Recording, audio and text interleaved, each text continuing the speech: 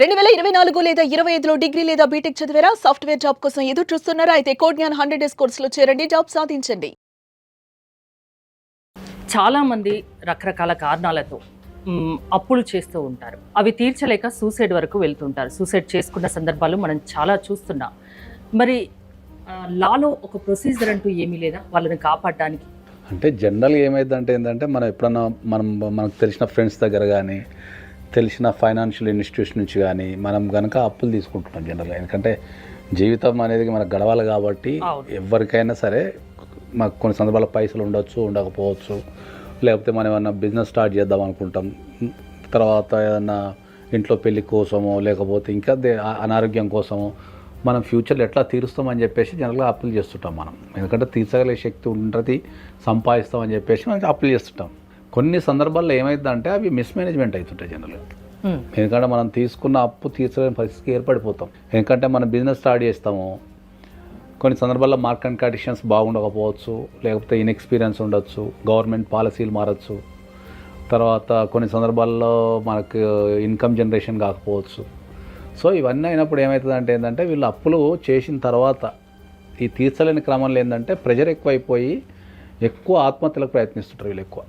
So ఎందుకు చనిపోవాలా, ఇంకా చనిపోతే ఎవరు అడగరు కదా, లేకపోతే ఇంట్లో క్షేమంగా ఉంటారు కదా అని వీళ్ళు ఇట్లా ఒక రకమైన థాట్లోకి వెళ్ళిపోయి జనరల్గా వాళ్ళు చనిపోవటం కానీ, లేకపోతే ఇంట్లో చంపడం కానీ, లేకపోతే అందరు కలిసి చనిపోవడం కానీ చేస్తుంటారు. దాన్ని అలాంటి సంఘటనలు చాలా జరుగుతుంటాయి మనకి. ఎందుకంటే రెగ్యులర్గా మనం కనుక పేపర్ కానీ, టీవీ న్యూస్ కానీ, లేకపోతే మనకి ఇప్పుడు ఈ సోషల్ మీడియా చూస్తుంటే అప్పుల బాధలు భరించలేక చనిపోయారు అని చెప్పేసి చాలా మనకు ఈ మధ్యకాలంలో లేటెస్ట్గా యువకులు కూడా చనిపోతున్నారు.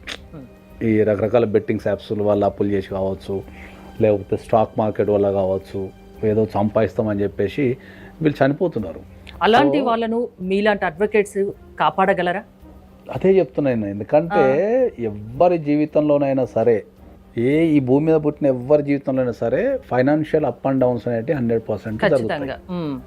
ఫైనాన్షియల్ అప్ అండ్ డౌన్స్ జరగకుండా ఏ వ్యక్తి కూడా జీవితాన్ని దాటలేడు.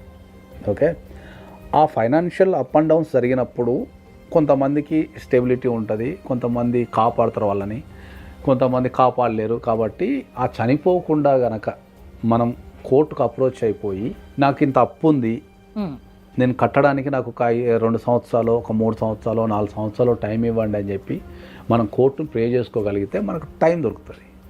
టైం అడగచ్చు. టైం అడిగితే మనకు టైం దొరికితే ఆ టైంలో మనం ఇంకేదైనా పని చేసుకొని వీళ్ళ అప్పులు తీర్చడానికి మనకు అవకాశం ఉంటుంది. అప్పులు ఇచ్చిన వాళ్ళు వెంట పడుతున్నప్పుడు ఆ పని చేయొచ్చు. అవును, అప్పులు ఇచ్చిన వాళ్ళు ఏం చేస్తారంటే అందరూ ఒకటేసారి మీద పడితే అందరికి ఒకటిసారి ఏడ తీరుస్తాం మనం. ఇప్పుడు మనకు నెలకు 1 లక్ష రూపాయలు కట్టగలిగే శక్తి ఉంది అనుకో, సపోజ్ మనకు 50 లక్షలు అప్పు ఉంది అనుకో, నెలకు 1 లక్ష ఇస్తా అంటే ఎవడు ఇన్సావుడు కదా. అందరు ఉన్న 10 మంది ఉన్నారు అనుకో, 10 మంది ముందే అడుగుతుంటారు, ముందు నాకి అంటే నాకి అని.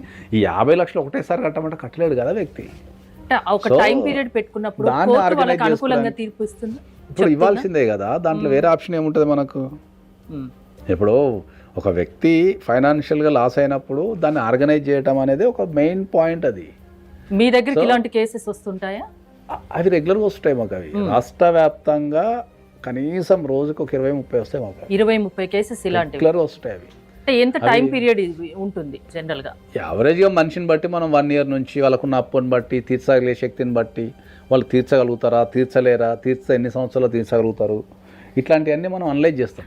అప్పులు ఇచ్చిన వాళ్ళు వెంట పడుతుంటే ఖచ్చితంగా ఈ టైం లోపు, ఇప్పుడు 1 మంత్ లోపు, ఓ 10 రోజుల లోపు కట్టాలి అనుకుంటే అలాంటి వాళ్ళు మిమ్మల్ని అప్రోచ్ అవ్వచ్చు. అవును, అదే చెప్తున్నా నేను. చనిపోకుండా, పారిపోకుండా మీరు చట్టాన్ని కనుక అప్రోచ్ అయితే మీకు దాంట్లో చాలా ప్రొవిజన్స్ ఉన్నాయి. ఆ ప్రొవిజన్స్ కనుక మీరు ఉపయోగించుకోగలిగితే అప్పు ఇచ్చిన వాళ్ళు, ఎవరైతే అప్పు ఇచ్చిన వాళ్ళు కూడా 2 రోజులు లేట్ అయినా వాళ్ళకి మనీ వచ్చేస్తుంది, వీళ్ళకి తీర్చగలిగే శక్తి అవుతుంది కదా. ఒకవేళ వీళ్ళకు తీర్చగలిగే క్రైమ్, వాళ్ళు లెటర్ రాస్తే వీళ్ళు పోతారు, వాడు పోతారు, అది క్రైమ్కు దారి తీస్తుంది. ఇంట్లో వాళ్ళు నమ్ముకొని ఉన్న, ఇంట్లో పిల్లలున్నా, భార్య ఉన్నా, ఇతర కుటుంబ సభ్యులున్నా వాళ్ళు మానసికంగా ఇబ్బంది పడతారు. అందరికీ లాసే కదా అంటే నేను. సో ఏ కారణం చేతనైనా మీరు ఫైనాన్షియల్ ఇబ్బందులు ఎదురైనప్పుడు మీరు బెస్ట్ అడ్వకేట్ని కనుక సంప్రదించి మీరు కనుక దాన్ని ఆర్గనైజ్ చేసుకోగలిగి, వీలైతే ఆర్గనైజ్ చేయటము, లేదంటే కోర్టుకి వెళ్ళి మనం ఆర్డర్ తెచ్చుకోవటం లాంటివి చేయగలిగితే మీరు బతికే అవకాశం ఉంటుంది. వాళ్ళకు 2 రోజులు లేట్ అయినా వాళ్ళకు ₹1 వస్తుంది, దాన్ని కట్టగలిగే శక్తి ఉంటుంది. ఇద్దరికి రెండు రకాల ఇద్దరికి బెనిఫిట్ ఉంటుంది. కొద్దిగా టైం అనేది మనకు బ్రీతింగ్ పీరియడ్ పెరుగుతుందేమో కానీ అది డెఫినెట్లీ సాల్వ్ చేయొచ్చు.